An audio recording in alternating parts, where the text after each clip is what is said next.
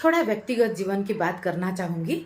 मेरा जब sharp transformation हुआ था 2021 जनवरी में, 4 साढ़े 4 साल पहले, रूपांतरण सा ट्रांसफॉर्मेशन जो है वो तो बीट्स में होता रहता है, एक कड़ी की तरह जोड़ के, लेकिन अचानक एक पॉइंट में ये ब्रस्ट करता है।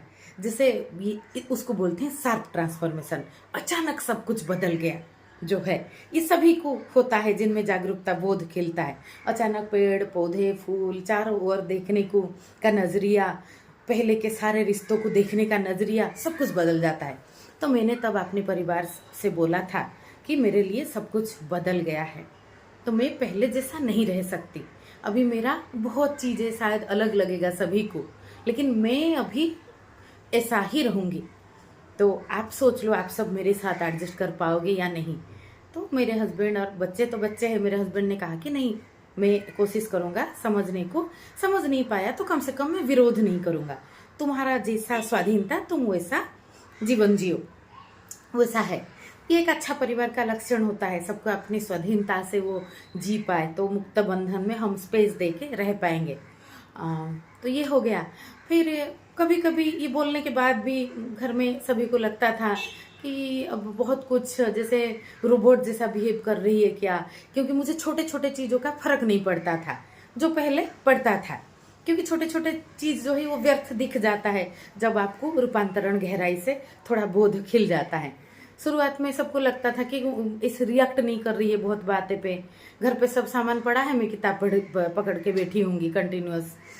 तो ये जो चीज़, कुछ कुछ चीज़ें, साधारण चीज़ भूल जाना। फिर तो मेरे पति ने कहा कभी, बच्चों ने भी कभी कभी कहा कि पहले जैसा अब क्यों नहीं हो रहा है। मैंने कहा अब बहुत कुछ जो हो रहा है वो तुमको अच्छा लग रहा है क्या। सभी बोले हाँ, पहले से घर का माहौल बहुत अच्छा हुआ है। जैसे जीवन अपलिफ्टमेंट में जाता है तो माहौल बदल जाता है ना, लेकिन कुछ कुछ चीज़ें पहले का आदत जो है वो मिस कर रहे हैं। मैंने कहा कुछ पाना है तो कुछ छोड़ना पड़ता है, रूपांतरण ऐसे होता है। हम अपनी लगाव के कारण पहले के चीज़ों में मोहग्रस्त होके जुड़े हुए रहते हैं, जो कि ज़रूरी शायद नहीं है।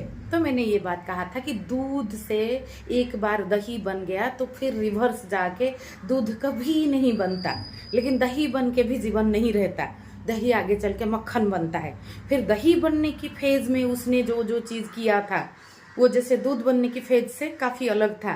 फिर वो जब मक्खन बन जाता है तो वो चीज़ भी व्यर्थ हो जाता है। यहाँ बहुत कुछ व्यर्थ होता है तो और बहुत कुछ सार्थक होता जाता है। और जीवन प्रवाह, ये जो स्पाइरल ग्रोथ जीवन का गहराई को हम देखते जाते हैं, फिर मक्खन भी आगे घी बनता है। तो ये